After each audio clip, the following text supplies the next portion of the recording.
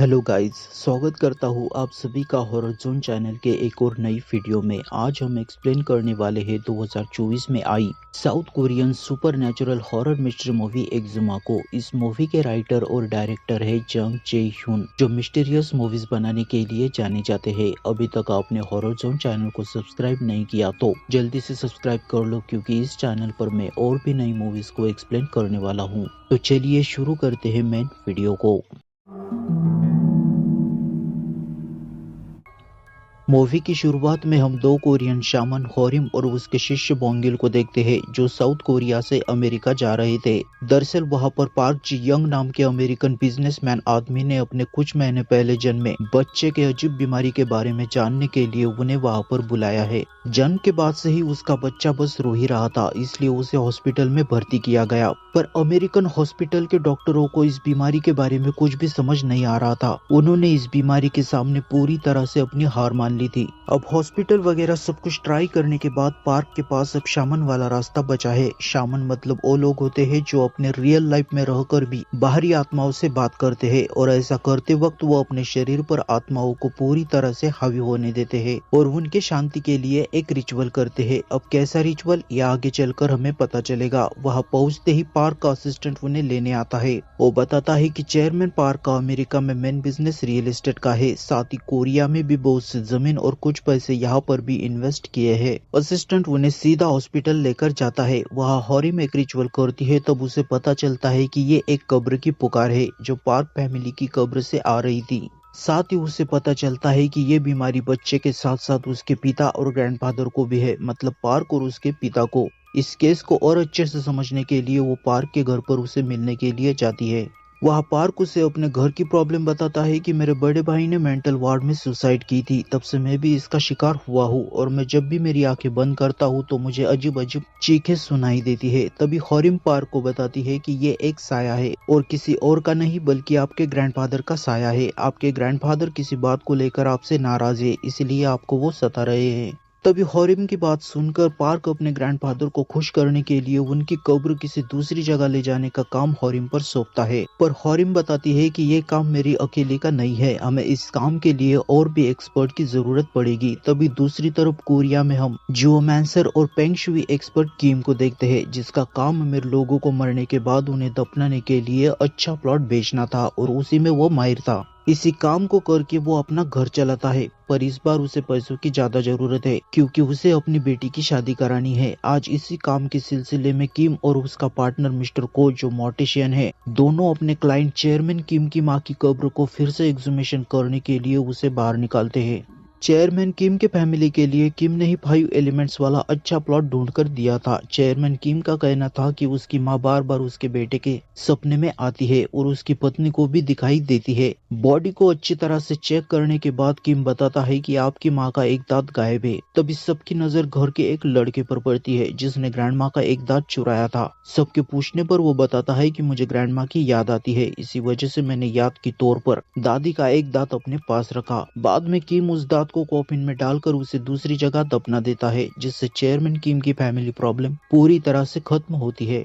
रात के समय दोनों अपने फ्यूनरल होम में डिनर करते करते अपने बिजनेस की बात करते हैं, जो कुछ खास नहीं चल रहा। तभी वहाँ पर हॉरिम आती है, जो सीधा 3 साल के बाद इन दोनों से मिल रही थी। इस बार वो अपने टीम मेंबर के लिए अच्छा काम ढूंढकर लाई है, जिस काम को करके इन्हें अच्छा पैसा मिलने वाला है। हॉरिम दोनों को अपने क्लाइंट पार्क के बारे में बताती है कि घर के बड़े बेटे से लेकर छोटे बच्चे तक ग्रैंडफादर का साया पार्क फैमिली पर श्राप बना है, और इस काम को करने के लिए हमें एक टीम बनकर रहना होगा। हॉरिम की बात मानकर सभी इस काम के लिए मान जाते हैं। इधर अमेरिका में पार्क अपनी माँ को बताता है कि मैं ग्रैंडफादर के कॉफिन को फिर से एक्सुमेशन करने के लिए उसे बाहर निकालने वाला हूँ, पर उसकी माँ बताती है कि वो कब्र 100 साल पुरानी है और इस काम के लिए तुम्हारी आंट तुम्हें परमिशन नहीं देगी। इधर पार्क कोरिया आकर किम से एक डील करता है और अपने ग्रैंडफादर को कॉफिन के साथ जलाने को कहता है। पर किम उसे बताता है कि कॉफिन को अच्छे से चेक करके लीगल तरीके से डिस्ट्रिक्ट ऑफिस से परमिशन लेकर जलाना होगा। साथ ही किम पार्क को उसके ग्रैंडफादर के बैकग्राउंड के बारे में पूछता है, तब पार्क उसे कुछ भी नहीं बताता। सब बातें होने के बाद पार्क किम और उसके टीम मेंबर को ग्रैंडफादर के कॉफिन वाली जगह पर ले जाता है, जो बनी थी नॉर्थ कोरिया बॉर्डर के पास एक बड़े से पहाड़ पर। वहाँ पुराने पेड़ के नीचे उन्हें कुछ बॉक्स दिखाई देते हैं, जो अच्छा संकेत नहीं था। किम कब्र को अच्छे से चेक करके देखता है तो उसे कब्र पर सिर्फ साधारण पत्थर दिखाई देता है, जिसमें मरने वाले का नाम भी नहीं था। उसमें सिर्फ कुछ नंबर लिखे थे। फेंग शुई के मुताबिक किम को ये जगह कुछ खास नहीं लगती, तो किम पार्क से पूछता है कि आपके ग्रैंडफादर को दफनाने के लिए इस जगह के बारे में आपको किसने बताया। तब पार्क बताता है कि मेरे ग्रैंडफादर ने आर्मी में रहकर अपने देश के लिए बहुत कुछ किया, इसलिए उस जमाने के जाने माने मॉन्क जिसका बुद्धिस्ट नाम गीसुन था, उसने मेरे ग्रैंडफादर के लिए इस जगह को ढूंढा था। और रहा सवाल कब्र के सिंपल होने का, तो उस जमाने में बहुत से कब्र लुटेरे हुआ करते थे जो किसी भी कब्र को आसानी से लूट सकते थे। इस वजह से सब ने मिलकर कब्र को साधारण रखने का फैसला लिया होगा। पर किम को उस कब्र को लेकर और भी डाउट थे, जैसे कि उसका एकांत में होना और पार्क का अपने ग्रैंडफादर के बारे में कुछ बातें छुपाना। इस वजह से किम इस काम को करने के लिए मना कर देता है और वहाँ से सीधा आकर अपने कार में बैठता है। किम के सभी टीम मेंबर उसे पूछते हैं कि आपने इस काम को करने के लिए मना क्यों कर दिया। तब किम बताता है कि मैंने मेरे लाइफ में 40 साल तक कब्र को दफनाने के लिए अच्छे प्लॉट बेचे, पर इस कब्र को ऐसी जगह पर बिल्कुल भी नहीं होना चाहिए था। इस काम में पार्क परिवार वाले ही नहीं बल्कि हमारी भी जान जा सकती है। रात के समय पार्क उन्हें अपनी दुख भरी कहानी बताता है कि मेरी वाइफ पहले 2 बार प्रेग्नेंट हुई थी, पर उसका किसी वजह से मिसकैरेज हुआ और इतने दिनों के बाद बड़ी मुश्किल से हमें एक बच्चा हुआ है और उसके साथ भी ऐसी प्रॉब्लम है। वो बार बार अपने बच्चे को बचाने की बात करता है। तभी किम उसे पूछता है कि तुम हमसे कुछ छुपा रहे हो। इस पर पार्क बताता है कि मैं आपसे कुछ भी नहीं छुपा रहा। तो किम पार्क को उन नंबर के बारे में बताता है जो कब्र के पत्थर पर लैटिट्यूड और लैंजिट्यूड लिखे थे। साथ ही बताता है कि गीसुन के इरादे ठीक नहीं थे, कब्र को एक जगह से दूसरी जगह रखना मुश्किल काम है। तभी हॉरिम बोलती है कि हम कब्र को एक जगह से दूसरी जगह ले जाते वक्त मैं एक रिचुअल कर सकती हूँ। इस काम को करने के लिए किम मना करता है, पर बच्चे की हालत को देखकर हॉरिम उसे मना लेती है। दूसरे दिन उसी जगह पर रिचुअल की तैयारी शुरू होती है। कब्र की खुदाई के लिए 5 पिग जोडिक साइन वाले आदमी और बलि के लिए 5 सुअर लाए जाते हैं। उन 5 आदमी के बाल काटकर सुअर के मुंह में डाले जाते हैं। सुअर इसलिए क्योंकि जमीन से निकलने वाली शैतानी बुरी आत्मा सुअर में चली जाएगी, तभी उन्हें खत्म करना होगा। उसी बीच ग्रैंडफादर की डॉटर वहाँ आती है, जो पार्क से बहुत नाराज थी क्योंकि पार्क ने ग्रैंडफादर के कॉफिन को डिग करने के लिए उनकी परमिशन नहीं ली थी। हॉरिम अपना खतरनाक रिचुअल शुरू करती है और सुअरों पर कट लगाते हुए अपना डांस करती है। उसी वक्त कब्र की खुदाई का काम चल रहा था। खुदाई करते करते ग्रैंडफादर का रॉयल कॉफिन मिल जाता है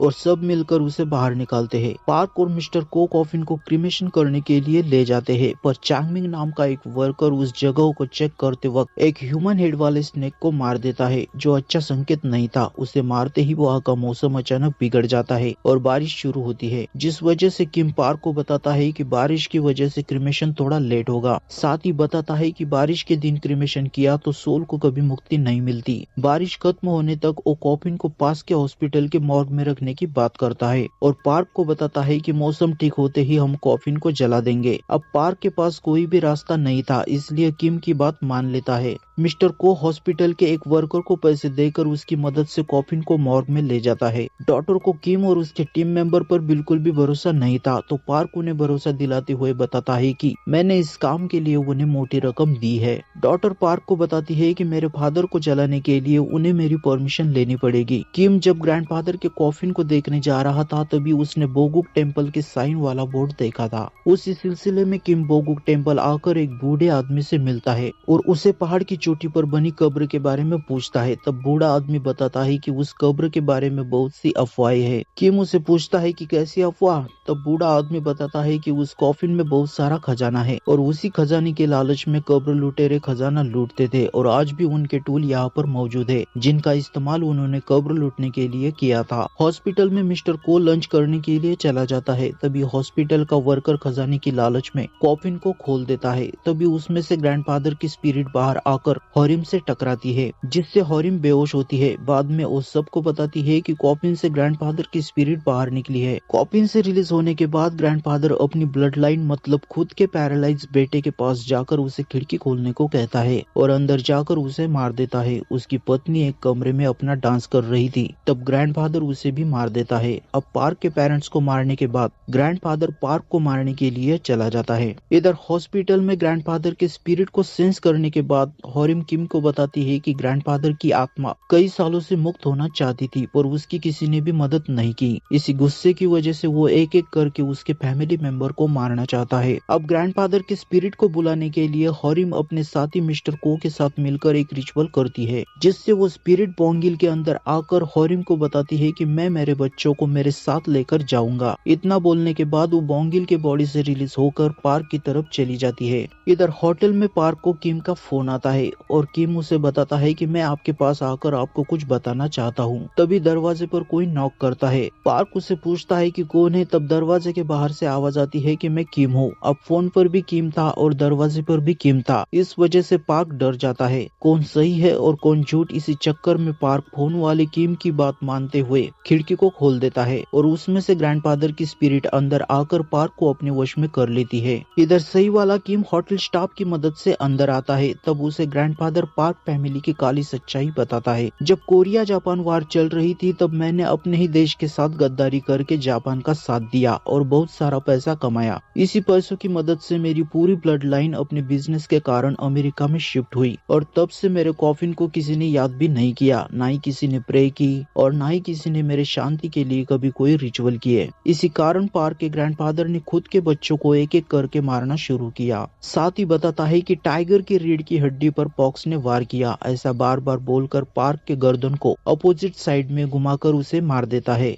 ग्रैंडफादर ने ऐसा क्यों बोला, किम को कुछ भी समझ नहीं आता। बाद में पार्क के बॉडी से रिलीज होकर ग्रैंडफादर अमेरिका में पार्क के बच्चे को मारने के लिए चला जाता है। इधर होटल में किम असिस्टेंट की मदद से फोन पर बात करके डॉटर से ग्रैंडफादर को जलाने के लिए परमिशन लेता है। साथ ही बताता है कि कॉफिन को अभी नहीं जलाया तो बच्चे की जान भी जा सकती है। बच्चे की जान का ख्याल रखते हुए डॉटर ग्रैंडफादर को जलाने के लिए परमिशन दे देती है। परमिशन मिलते ही ग्रैंडफादर के कॉफिन को जलाया जाता है और कॉफिन के जलते ही ग्रैंडफादर तड़पते हुए मर जाता है और हॉस्पिटल में पार्क का बच्चा हमें नॉर्मल दिखाई देता है। पर कहानी यहाँ पर खत्म नहीं होती। मूवी का सबसे बड़ा ट्विस्ट मतलब आधा एक्सुमेशन अभी बाकी है। कुछ दिन बाद मिस्टर को किम को बताता है कि चांगमिंग नाम का वर्कर एक्सुमेशन के बाद से ही बुरी तरह से बीमार पड़ा है, तो किम उस वर्कर से मिलने के लिए जाता है। तब वर्कर किम को बताता है कि एक्सुमेशन के वक्त मैंने ह्यूमन हेड वाले स्नेक को मारा था, तभी से मुझे बुरे सपने और अजीब अजीब चीजें दिखाई देती है। वहाँ कुछ तो बुरा है, आखिर उस जगह पर कॉफिन क्यों बनाया गया। वर्कर की ये बात सुनकर किम फिर से उसी जगह जाकर कब्र का एक्सुमेशन करता है। तब उसे वही ह्यूमन हेड वाला स्नेक दिखता है जिसे वर्कर ने मारा था। उसे देखकर किम घबरा जाता है। उस जगह पर थोड़ा और डिग करने के बाद उसे ग्रैंडफादर के कॉफिन के नीचे और एक कॉफिन मिलता है। किम अपने टीम मेंबर को फोन करके कॉफिन के बारे में बताता है और उन्हें वहां बुलाता है। 7 फुट लंबा वर्टिकली दफन कॉफिन और उसे बार्ब वायर से पूरी तरह से सील किया गया था ताकि उसे कोई खोल ना सके। उसे बाहर निकालकर पास के बोगुक टेम्पल में लाया जाता है। टेम्पल का बूढ़ा आदमी इतने बड़े कॉफिन को देखकर डर जाता है। उसके अंदर क्या है अभी तक कुछ भी पता नहीं चला, इसलिए हॉरिम कॉफिन के प्रोटेक्शन के लिए चिपचिपे चावल और घोड़े का ब्लड डाल देती है। उस कॉफिन के बारे में पता करने के लिए ग्रैंडफादर के डॉटर को बुलाया जाता है। तब किम उन्हें बताता है कि आपके फादर ने इस देश को बेचा था और इसी गलती की सजा उन्हें गीसुन ने दी थी। तब डॉटर बताती है कि उसका असली नाम मुरियामा जुंजी था और वो कोरियन नहीं बल्कि जापानीज था और मेरे फादर ने भी जापान का साथ दिया, फिर भी उन्हें वहाँ पहाड़ पर क्यों दफन किया मुझे कुछ भी समझ नहीं आ रहा। साथ ही जाते जाते कॉफिन को ठिकाने लगाने की बात करती है। सभी मिलकर एक प्रे करके उस ह्यूमन हेड वाले स्नेक को जला देते हैं। रात का खाना खाने के बाद सभी सो जाते हैं, मगर हॉरिम कार में बैठकर अपने ग्रैंडमा को याद करती है जो पहले के जमाने में शामन हुआ करती थी। अपनी ग्रैंडमा के मरने के बाद हॉरिम भी शामन वाला काम करने लगी, पर जब भी हॉरिम को खतरा महसूस होता है तब वो अपने ग्रैंडमा की मदद लेती है। इधर बूढ़ा आदमी सोने की तैयारी करता है, तभी उसे बाहर से कुछ आवाज आती है और बाहर चेक करने के लिए चला जाता है, मगर बोंगिल के सपने में वो बूढ़ा आदमी आकर बार बार उसे बताता है कि उसने मेरा कलेजा निकाल लिया, इसलिए इसलिए आधी रात को बोंगिल उस बूढ़े आदमी को देखने जाता है तो उसे वो गायब मिलता है। उसके बाद सुअर के बाड़े में जाता है तो उसे वहाँ कुछ सुअर बुरी तरह से मरे हुए दिखाई देते हैं। साथ ही वहाँ के वर्कर की गर्दन तोड़कर समुराई उसे मार देता है। ये सब देखकर बोंगिल हॉरिम को अपने साथ लेकर उस कॉफिन को चेक करता है तो उन्हें वो कॉफिन टूटा हुआ मिलता है। हॉरिम को समझ में आता है कि दरवाजा बंद होने की वजह से समुराई छत से बाहर निकला। वहाँ जो कुछ चल रहा था उसके बारे में बताने के लिए बोंगिल मिस्टर को और किम के पास जाता है। इधर हॉरिम को उस कॉफिन के पास समुराई का जापानीज हेलमेट मिलता है। वहाँ से हॉरिम बाहर जा रही थी तभी समुराई उसके सामने आता है और हॉरिम से कहता है कि क्या कोई इंसान अंदर है, मैं अपने सिर का ताज लेने आया हूँ। तब हॉरिम बोलती है कि नहीं हुजूर, अंदर कोई भी नहीं है, मैं तो आपकी गुलाम हूँ। हॉरिम के ऐसे बोलते ही समुराई उसे बोलता है कि तुम मेरे लिए मेरी पसंद की मछलियाँ लाई होगी। तो हॉरिम उसे बोलती है कि नहीं हुजूर। उसके ऐसे बोलते ही समुराई को यकीन होता है कि अंदर इंसान है, इसलिए समुराई हॉरिम को मारने के लिए उसके पीछे जाता है। तब बोंगिल उसे स्टेप कर देता है पर बड़े से समुराई के सामने बोंगिल फीका पड़ जाता है और समुराई बोंगिल के पेट में हाथ डालकर उसका कलेजा निकालने लगता है मगर नहीं निकलता। उसके बाद बोंगिल जख्मी होकर बेहोश होता है। तब समुराई हॉरिम को मारने के लिए आगे बढ़ता है तभी बाड़े का एक मुर्गा बांग देता है और वो समझ जाता है कि सुबह होने वाली है, जिससे वो आग का गोला बनकर ऊपर उड़ता है और वापस उसी पहाड़ की चोटी पर चला जाता है। उसे उड़ते हुए मिस्टर को और किम देखते हैं। इससे सबको समुराई की एक बात समझ में आती है कि वो रात के समय अपनी पूरी पावर में आता है। बोंगिल को ट्रीटमेंट के लिए हॉस्पिटल में लाया जाता है। हॉरिम बोंगिल की ऐसी हालत के लिए खुद को जिम्मेदार मानती है। साथ ही किम को बताती है कि वो दानव इंसान और जानवर की आत्मा से मिला जुला दानव है और वो कहाँ से आया था और पार्क फैमिली की कब्र में क्यों था, मैं कुछ भी सेंस नहीं कर पा रही थी। तभी वहाँ पर डॉक्टर आकर बताते हैं कि बोंगिल की रीढ़ की हड्डी टूटने की वजह से उसे बड़े हॉस्पिटल में भेजना होगा। उसी वक्त किम के मन में वही पार्क वाली बात आती है जो उसने मरने से पहले बोली थी कि टाइगर की रीढ़ की हड्डी पर पॉक्स ने वार किया।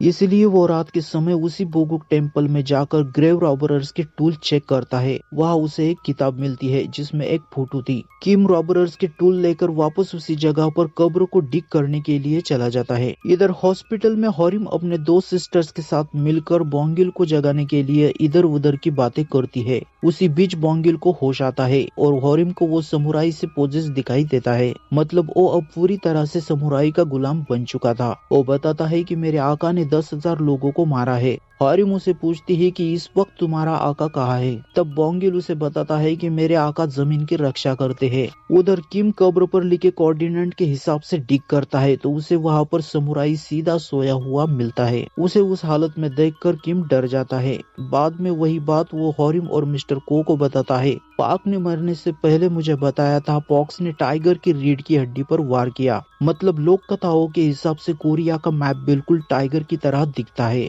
और उसी पर वार करने वाला पॉक्स जापानीज मॉन्क गीसुन था। मतलब जापान और कोरिया वार चल रही थी तब जापानीज ने अपने शामन की मदद से कई सारी आयरन रॉड कोरिया की जमीन में वर्टिकली दफनाए थे। जापानीज शामन के मुताबिक ऐसा करने पर कोरिया का संतुलन बिगड़ जाएगा और वहाँ पर फ्लो होने वाली अच्छी एनर्जी कट हो जाएगी। किम बताता है कि इस फोटो में जो लोग हैं वो कब्र लुटेरे नहीं बल्कि सच्चे कोरियन पैट्रियोटिक थे जो अपने देश कोरिया को बचाने के लिए जगह जगह पर दफन किए आयरन रॉड को निकाल रहे थे क्योंकि कोरिया की एनर्जी बैलेंस में रहे। तभी मिस्टर को हॉरिम से पूछता है कि उस जगह पर समुराई क्या करता है। तब हॉरिम बोलती है कि समुराई वहाँ पर आयरन रॉड की रक्षा कर रहा है। किम हॉरिम को बोलता है कि समुराई अगर आयरन रॉड से जुड़ा है तो हमें उस आयरन रॉड को ढूंढकर निकालना होगा, उसी के बाद बोंगिल भी ठीक हो पाएगा। पर हॉरिम बताती है कि जापानी साये को मिटाया नहीं जा सकता लेकिन उसका ध्यान भटकाया जा सकता है और इस काम को मैं आसानी से कर सकती हूँ। हॉस्पिटल में डॉक्टर बोंगिल को चेक करते हैं तब हॉरिम का ध्यान उसके टैटूज पर पड़ता है जिन्हें बोंगिल ने अपने प्रोटेक्शन के लिए अपनी बॉडी पर बनवाया था, जो असल में बुद्धिस्ट मंत्र थे। उन टैटूज को देखकर हॉरिम समझ जाती है जहाँ टैटूज थे वहाँ पर समुराई ने चोट नहीं पहुंचाई। अब अगले दिन तीनों अपने फेस पर वही बुद्धिस्ट मंत्र बनाकर उसी कब्र वाली जगह पर जाते हैं। वहाँ समुराई की पसंद की मछलियाँ इधर उधर फेंकने के बाद सब उसके जागने का वेट कर रहे थे। आधी रात को समुराई अपने पसंदीदा खाने पर टूट पड़ता है तभी हॉरिम उसे भटकाने के लिए अपना काम शुरू करती है। दूसरी तरफ किम और मिस्टर को आयरन रॉड को ढूंढने के लिए उसी जगह पर डिग करते हैं, फिर भी उन्हें कुछ नहीं मिलता। इधर समुराई हॉरिम को मारने के लिए आगे बढ़ता है, तभी उसकी ग्रैंडमा हर बार की तरह इस बार भी उसे बचा लेती है। मिस्टर को हॉरिम के सामने आकर उसे बताता है कि हम जिस आयरन रॉड को ढूंढ रहे थे वो वहाँ पर नहीं है। तभी समुराई आग का गोला बनकर वापस उसी जगह पर जाता है जहाँ पर किम अकेला कब्र को डिग कर रहा था और आयरन रॉड न मिलने की वजह से परेशान था। वह समुराई किम को अपना गुलाम बनने को कहता है और किम के पेट में हाथ डालकर उसका कलेजा निकालने लगता है। तभी वहाँ पर हॉरिम और मिस्टर को आकर घोड़े का ब्लड उस पर डाल देते हैं। ब्लड डालते ही समुराई जमीन पर गिरकर तड़पने लगता है। मिस्टर को और हॉरिम किम को बचाने लगते हैं, तभी समुराई उन्हें पकड़ लेता है। तब हॉरिम और मिस्टर को एक विजन के जरिए समुराई की बैक स्टोरी पता चलती है कि कैसे उसे बनाया गया था। दरअसल गिसुन ने एक जापानीज रिचुअल करके अपने ही सरकटे जनरल की बॉडी ली, जिसने कोरिया जापान वार के दौरान अपने ही तलवार से 10,000 सैनिकों को बुरी तरह से मारा था। मतलब उस तलवार में 10,000 लोगों की नेगेटिव एनर्जी होने के कारण तलवार को गर्म करके उसने जनरल के अंदर डाल दिया और गर्दन को फिर से जोड़कर उसे जिंदा किया, जिससे वो शक्तिशाली भूत बना और उसी रॉड की हिफाजत करने लगा जिसका काम उसे गिसुन ने सौंपा था। और कॉफिन में उसे डालकर उसी जगह पर वर्टिकली दफन किया और उसी के ऊपर पार्क के ग्रैंडफादर का रॉयल कॉफिन दफन किया, जो समुराई के कॉफिन को अच्छे से कवर करने का काम करता था। अब किम सब कुछ समझ चुका था। हम जिस आयरन रॉड को ढूंढ रहे थे वो आयरन रॉड समुराई के अंदर है और अपने पेंग शुई के मुताबिक उसे पता था कि आग के अपोजिट पानी आग को बुझाता है। ठीक उसी तरह लोहे के अपोजिट गीली लकड़ी होती है और गीली लकड़ी लोहे से भी मजबूत होती है। इसलिए किम समुराई के पैर पर वार करता है और उसके वार करते ही हॉस्पिटल में बोंगिल तड़पने लगता है। उस दर्द को उसने भी महसूस किया था। मिस्टर को समुराई पर वार करता है पर उस वार का समुराई पर कोई भी असर नहीं होता। अब किम अपने खून से लकड़ी को गीला करके समुराई पर वार करता है और उसके 2 टुकड़े करके उसे मार देता है। उसके मरते ही बोंगिल अच्छा फील करता है, मगर किम की हालत बहुत बुरी होने की वजह से हॉरिम और मिस्टर को उसे हॉस्पिटल में ले जाते हैं और उनके लिए प्रे करते हैं। कुछ दिनों के बाद किम को होश आता है और बोंगिल भी अच्छे से चलने फिरने लगता है। सब कुछ नॉर्मल होने के बाद सभी अपने अपने काम पर फिर से लग जाते हैं। बोंगिल और हॉरिम अपना शामन वाला, तो मिस्टर को मॉर्टिशियन और किम अपना कंस्ट्रक्शन साइट वाला काम करता है। कुछ महीने बीतने के बाद किम के बेटे की शादी में हम फिर से सबको एक साथ देखते हैं, जो खुशी से एक फैमिली फोटो निकालते हैं। तो गाइज इसी के साथ होती है एक्जुमा मूवी की एंडिंग। इसके बाद हम एक्सप्लेन करेंगे 2024 में आई American Gothic horror movie Nosferatu को। बस आप लोग हॉरर जोन चैनल को सब्सक्राइब करके अच्छे से सपोर्ट करना। चैनल पर जल्द ही 1K सब्सक्राइबर कंप्लीट होने वाले हैं और इस वीडियो को एक लाइक करके आपको इस मूवी का एक्सप्लेनेशन कैसा लगा मुझे कमेंट बॉक्स में एक कमेंट करके जरूर बताना। मिलते हैं हॉरर जोन चैनल की अगली वीडियो में।